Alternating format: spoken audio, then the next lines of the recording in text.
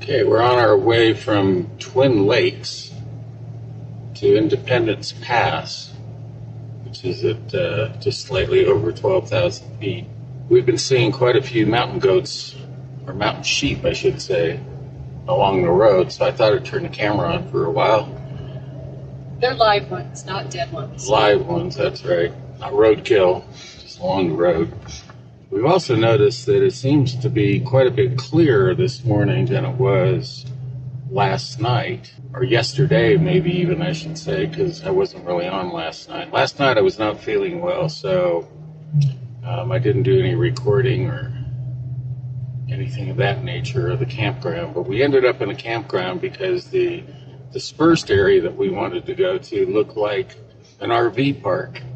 So we figured the campground would be better. At least it has restrooms and, just as much privacy as it was going to be in the dispersed areas. And we were really tired. We didn't want to go up into the hills and look for other places. We were familiar with the campground we stayed in from about 3 years ago. So anyway, we're headed up to Independence Pass, and we haven't, of course, I'll turn this off, and then the mountain sheep will show up again, or the Bighorn Sheep. I guess that's a Bighorn Sheep. Mountain goats, Bighorn Sheep. So, okay, we got some mountain sheep, Bighorn Sheep here. None of the really bighorn guys. I see some going up the hillside there on the left. Yeah, got some on the left going up. I don't know how it'll be because the camera's right in the sun. We're still on our way up to Independence Pass. Well, good morning. We're up at Independence Pass now, and I'm sorry I didn't check in yesterday.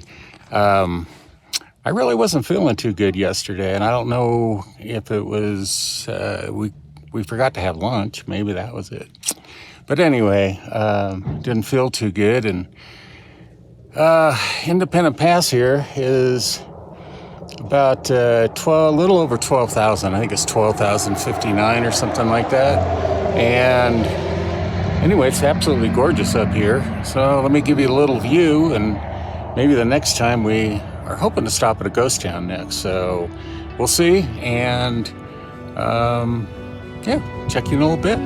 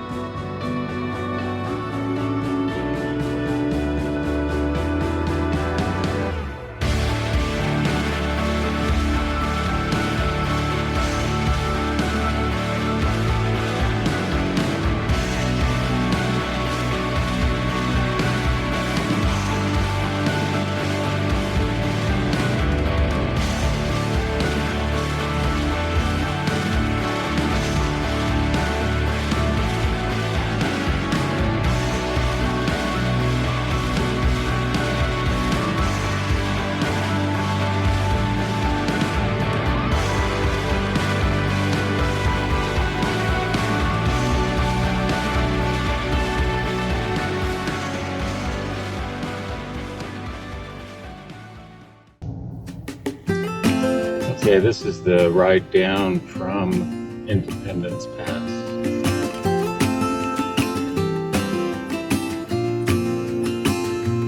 I'm guessing the town's going to be down there. You don't see it showing up yet, do you?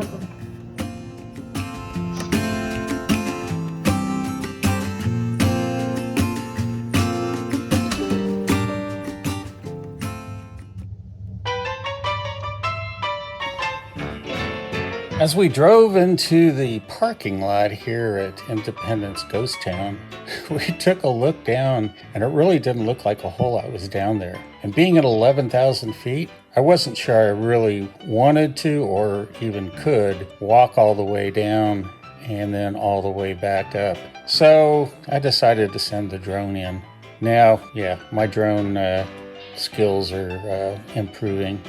Anyway, in 1879, the Independence gold lode was discovered, and by 1982, the town had grown to 1,500 residents with over 40 businesses and 3 post offices. It was booming, except that in 81 and 82, they pulled out $190,000 in gold. But the next year, it was only $2,000. So needless to say, the town pretty much started to dwindle after that, with only a few miners hanging on year after year.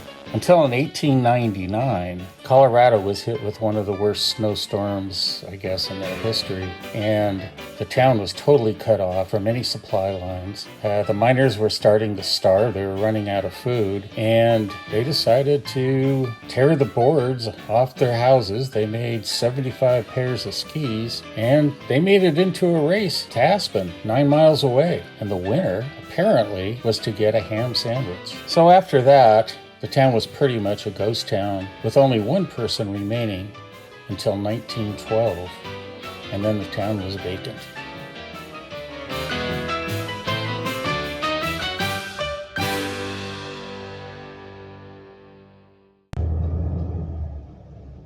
Right here, the thing I'm going over in Aspen apparently is not a speed bump. Rather, it is a speed table. So you know you're in Aspen when you go over a speed table. Here's another one. Looks an awful lot like a speed bump to me.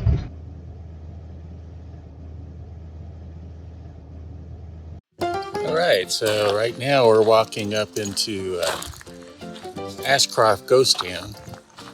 And there's a ton of school kids ahead, so I'm going to kind of cut it off right here and pick it up just a little bit as we get closer to the town. It's just outside of Aspen, Colorado.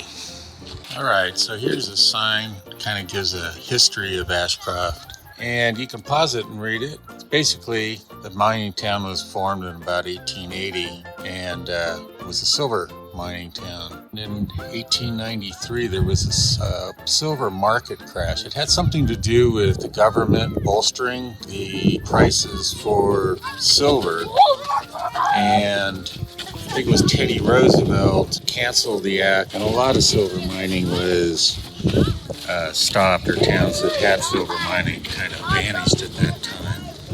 So as I said, Ashcroft was 1880s, and 1893 it crashed, and at a site it had 2,000 people.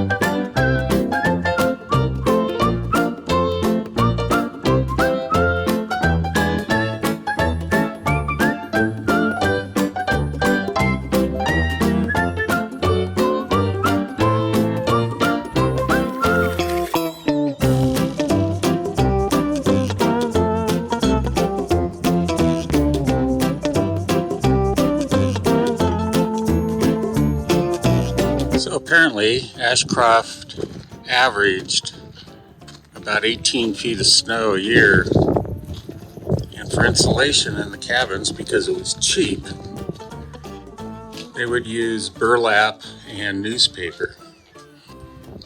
Here I'm inside of a different cabin, and we can see the cardboard and some kind of maybe canvas material that was on the walls for insulation. So this cabin's a little more interestingly shaped than the others I've seen here in town. Let's take a look inside.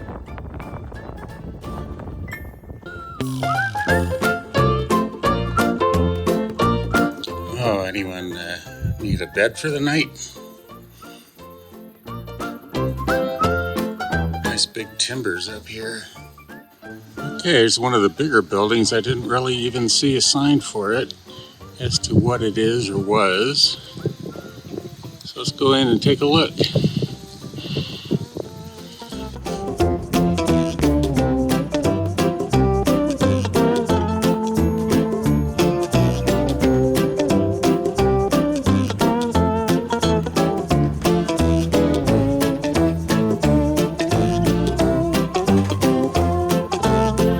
Have indoor plumbing, maybe?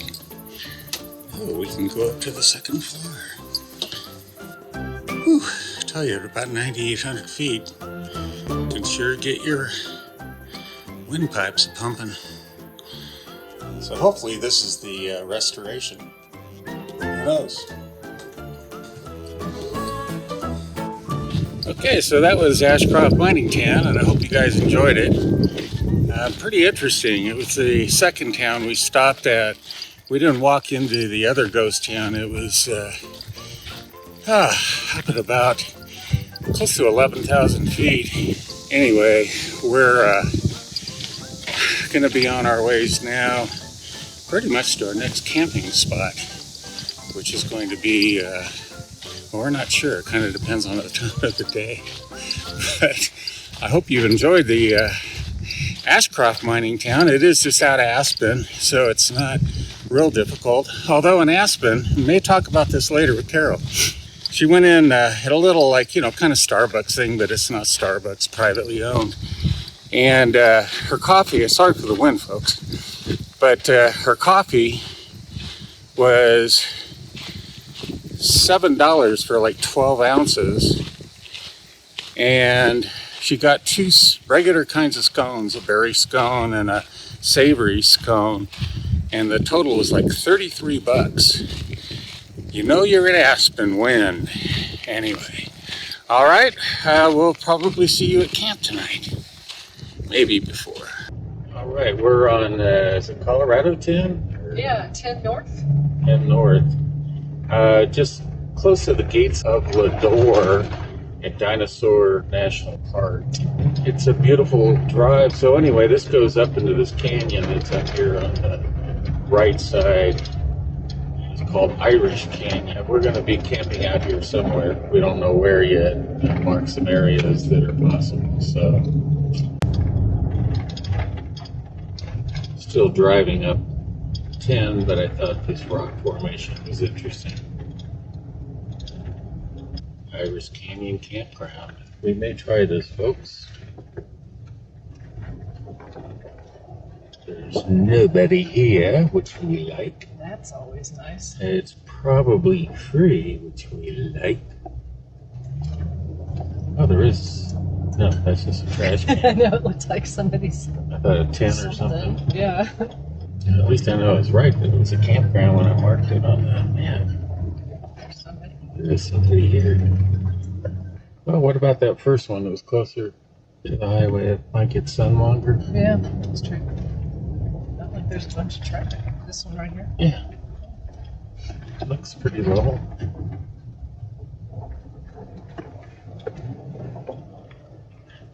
It looks like it's fairly level there. I could probably back into the side of the top. Is that an ant pile, though? Are you thinking about over there?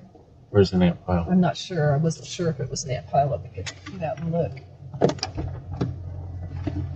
This is our process on finding a camp spot. We were going to boondock further down, but it's so warm and there's no shade down below the canyon. A lot of great roads. And I've just been told that there's too many ants. Well, you've been told too, because I'm putting that on camera. Anyway, we'll check in when we finally find something. So, talk to you later. All right, so Carol's put Trigger's new shoes on him. Come here, Trigger. Come here. It's always hard not to laugh when he first gets his boots on. Come on. Come here. Come on. Good boy. It's a high-stepping dog. It's a good boy. He's a high-stepping dog. Yeah. And he had boots before this that he just outgrew, and every time we put him on, he kind of goes through this. I have to admit, though, the first time he did it, it was in our kitchen, and we couldn't barely hold the camera. Okay, that's too funny. That's too funny. All right, so this is our campground. It's the path up there, around. And this is our site here.